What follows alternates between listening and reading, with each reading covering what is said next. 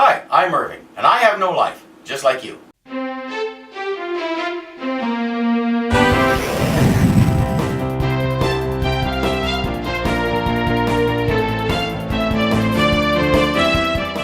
Today we start looking at one of my favorite games of all time, Borderlands. We're on a planet called Pandora where pretty much everything sucks and nobody actually wants to be there. Why they are, you'd have to ask them. We're here to find the vault. The legend says there's a vault somewhere on this planet with unbelievable wealth or power or something else really great in it. What's in it depends on who you talk to, but it must be something else. According to the legends, it can help you take over planets, set you up for life so you never have to worry about anything, make your poop smell pretty, you name it. This unknown whatever can do it. Somebody has to own it, so it might as well be you. Let's go find it. You can play as one of 4 different characters.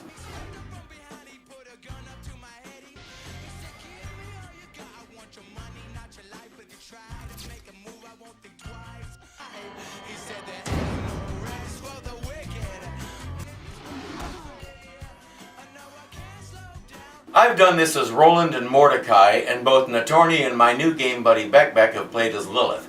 Each character has a special ability or utility that they can bring into play. Roland has an automated gun turret that he can toss out to hold off enemies. Brick can do this berserking thing that I haven't seen because I haven't played as him. Lilith can do this thing called phase walking that you have to see to grasp what it does. And Mordecai has Bloodwing. This is some kind of predatory bird that you can upgrade to the gills. He's awesome to have around, and he's a big part of why Mordecai is usually my first choice. But maybe the most interesting thing about this game is it's really dull to play alone. I found that if I didn't have at least 2 players, it had trouble holding my interest. Natorni was busy with her new podcast called Faunalizing. Check it out if you like My Little Pony or someone in your house does. So my other daughter Becbec hopped in and helped me out. She'll be playing as Lilith and I'll be playing as Mordecai. The bus you're on stops at a place called Firestone with a Y Depot and everybody disembarks. Don't be alarmed. I need you to stay calm and don't let on that anyone is talking to you. Start making your way off the bus.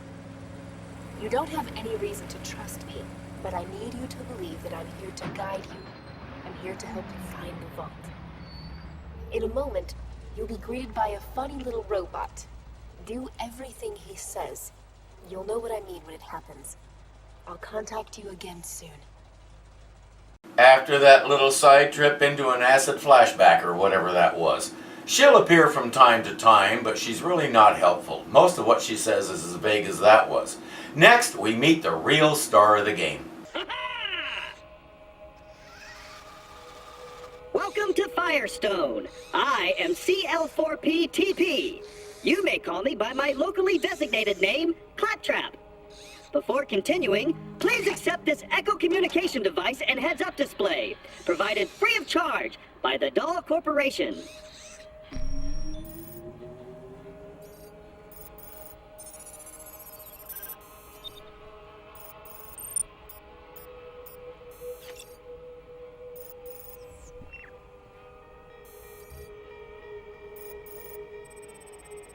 Digital bearing module. In scientific terms, it's called a compass. Great!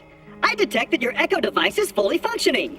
Claptrap is one of those characters that you either love or you hate. He's so goofy I can't help but love him.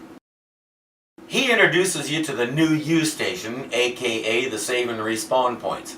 Anytime you pass one of these, your game is saved. And if you die, you respawn at the nearest one that you've passed recently. Claptrap opens the gate, and pretty much as quick as we get inside, we get our first battle with some bandits.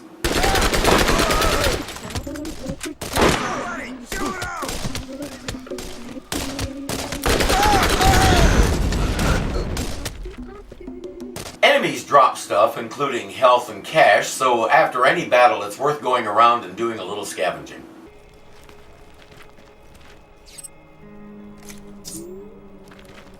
There's also things like lockers, little boxes, even toilets have goodies in them. Most anything with a green light on it has something you can pick up. Then there are the weapon caches. The loot be mine. Wow! That looks like it could do some damage! Okay, let's get this gate open. Like everything else in the game, weapons have levels and stats and all of that. The variety seems almost endless, so you can have as much fun as you want trying them out.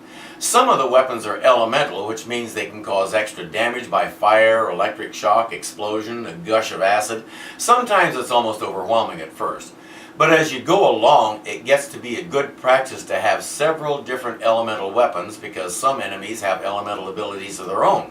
So if you run into something that uses fire, your fire elemental weapon probably isn't going to have much impact. But if you can melt him with acid, that's much more effective. You get the idea. You can buy weapons and ammo at vending machines that are here and there around the map. That's where the cash you collect comes in. You can also get paid for completing missions, so it's easy to build up a pretty good cash reserve. That's good because not only do you usually have to buy your gear and all that, but it costs money to respawn.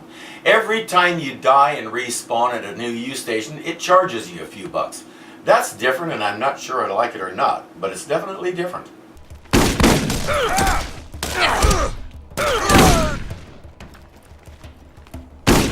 I had to do that because I was out of ammo and didn't have another weapon yet. While all this is going on, we're working on learning the controls. After you finish clearing out all the bandits, Dr. Zed comes on the line and wants to meet you. But he can't get his door open, so he gives you your first side mission.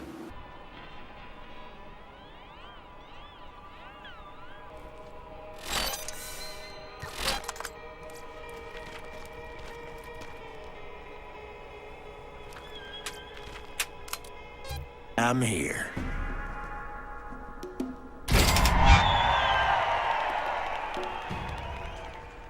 Now we know what getting a mission looks like and what turning one in looks like. And if they're all like that one, I don't know if I can stand the excitement.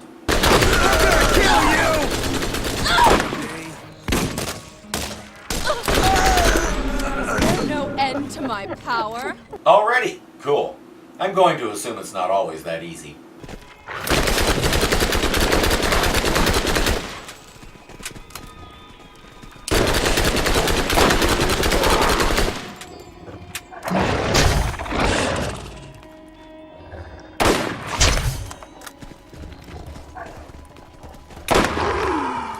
Those are skags. They're kind of like, I really don't know what they're like.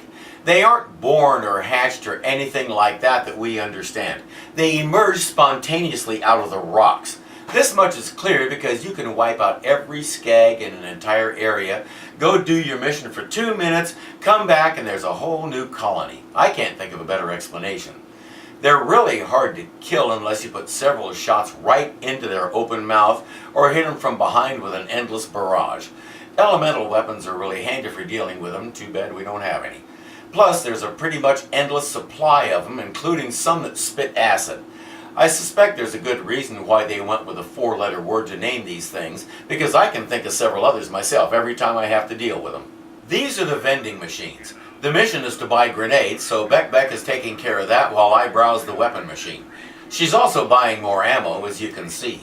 On my screen, you can see how the weapons are rated for damage, accuracy, fire rate, and magazine size. Some also have little bonuses that you can see. If you're running low on something and need to find some of these, your map shows where they are. When it comes to the weapons, I generally look for the best damage and the biggest clip. I don't think that much about accuracy because I'm naturally terrible and nothing the weapon does is going to help that much. I'll take it if I can get it, but it's not a top priority in stats. As you go around learning the controls, getting a handle on the enemies and all that, you meet several colorful characters. Most of them have something for you to do to earn money and XP. Some of these characters have information that'll help you in your search for the vault and some don't. There are only 2 things you can really count on in this game: bandits and skags. Hello! Did you know that by aiming your crosshairs at an enemy, your HUD can display your target's level, health, and shield strength? The higher level an enemy, the more dangerous they will be. If you see a skull, you'd better get out of there fast. The level system can really work to your advantage sometimes. That was so easy because he's level 3 and I'm level 12. The missions also have levels. If you take on a task that's higher than your level, chances are you're not going to succeed. So it's a good idea to look at the stats for these missions and be sure you have the wherewithal to do them.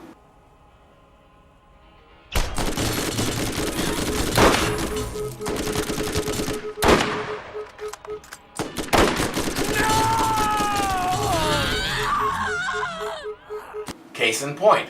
And if you do every task that every character and message board has for you, your elapsed time in the game should be roughly 6 months. There is a lot to do here, and it's open world so you can do whatever you want, whenever you want. I lost count of how many times we changed from one mission to another for whatever reason. And you want to pay attention to what your primary mission is at any point, because that's where the pointer on your digital bearing module will be pointing at.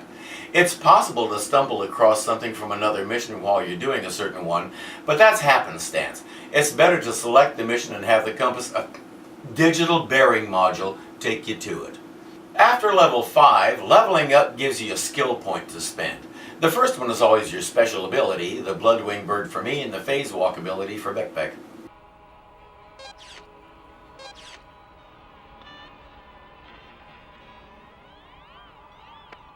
As you saw, once you have the special ability, that unlocks different trees of upgrades that you can work on from now on. You don't have to stick with one tree, you can use your points on anything that isn't grayed out. You might have noticed that they're all multiples. For example, I can upgrade Bloodwing's strike capability by 20% for each point that I put in that spot, until I put 5 there and boosted him by 100%. Since I'm also a weapons expert, I can upgrade things like my accuracy and reload times too. There's pretty well no limit to the ways you can do this. Use your imagination and have fun. Oh, and if you change your mind, there's a place in the stats screen where you can reallocate all your points any way you want. That's all the time we have for today. We're going to be trying to post these episodes on Tuesdays and Fridays, so pray for us if you're so inclined, send us good vibes, sing a happy song in our honor, we'll take anything, because this is quite a change for us. As we get further in, let me know what you think in the comments. Until next time, I'm Irving and I have no life. Just like you.